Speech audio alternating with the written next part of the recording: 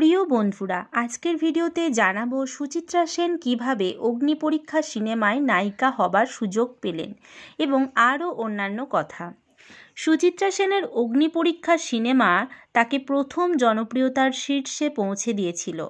এই সিনেমার পরিচালনার দায়িত্বে ছিলেন অরবিন্দ মুখোপাধ্যায় ও বিভূতি লাহা। তখন অগ্নিপরীক্ষা সিনেমার চিত্রনাট্য লেখার কাজ শেষ হয়ে গেছে।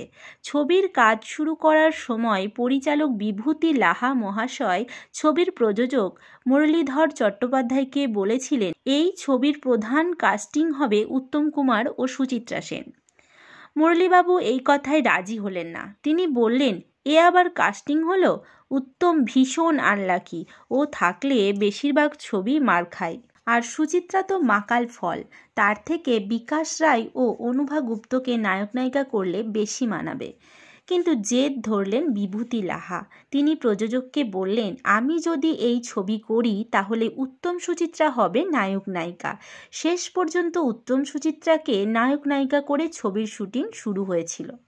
সুচিত্রা সেনকে নিয়ে পরিচালক প্রথমে বেশ সমস্যায় পড়েছিলেন।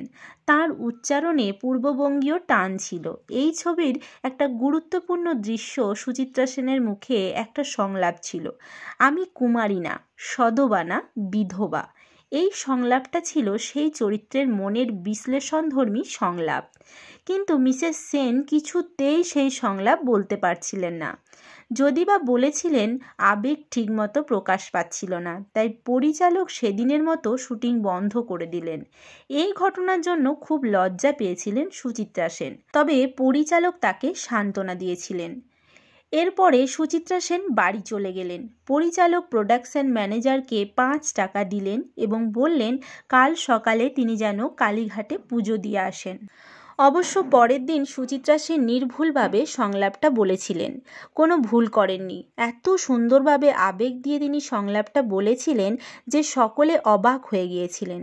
এরপর থেকে সুচিত্রা সেনের অভিনয়ের ধরনটা সম্পূর্ণ বদলে গিয়েছিল। মুক্তি পাবার পরে অগ্নিপরীক্ষা সিনেমা প্রবল জনপ্রিয় হয়েছিল। যারা প্রথমে উত্তম কুমার ও সুচিত্রা সেনের বিরোধিতা করেছিলেন তারাও তাদের গুণগান করতে শুরু করলেন। সিনেমাতে উত্তম সুচিত্রার কেমিস্ট্রি নিয়ে আর কারো মতভেদ থাকলো না। বিভূতি লাহা বলেছিলেন, সুচিত্রার মতো এত ফটোজেনিক ফেস আমি খুবই কম দেখেছি।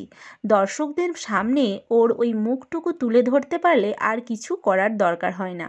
সুচিত্রা সেন অভিনয় করার সময়ে নিজের কথা খুব কম ভাবতেন।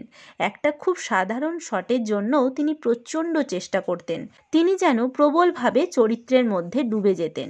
এভাবেই তিনি তার সৃষ্টিকে পূর্ণতা দিতেন।